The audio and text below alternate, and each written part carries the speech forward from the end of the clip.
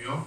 como un grupo municipal de aquí, de iniciativa de este municipio, que trabaja con una prioridad que son las personas y sobre todo la gente mayor y aquella que lo necesita.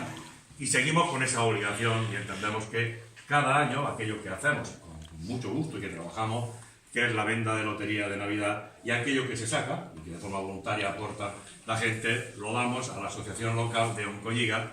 porque reconocemos que la labor que hacéis, una labor que de forma pausada, de forma que casi no se nota, es una gran labor, es una labor necesaria para todas aquellas personas, mujeres, hombres, jóvenes y niños, que padecen esta enfermedad tan trágica como es el cáncer en todo su estado, ¿vale?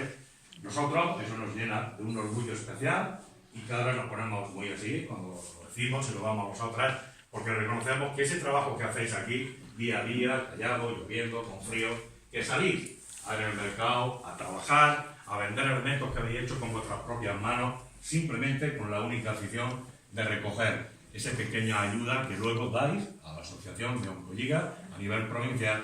y que se utiliza pues, en mantenimiento de pisos, en atención a personas que padecen el cáncer en sus propias casas y a toda una serie de proyectos que ayudan a que esta enfermedad, si puede ser, sea más leve para todos aquellos que la padecen, que la han padecido y esperemos que alguna vez dejen de padecerla, y para eso estamos, ¿no? Para luchar contra eso. Este año hemos querido reconocer también la labor de una persona que está mucho tiempo con nosotros, que se implica siempre, que trabaja, que también lo hace de forma callada, pero que trabaja siempre, y que por motivos muy especiales, que no vamos a explicar, este año se lo reconoce y hemos querido todos que sea esta persona la que lo entregue.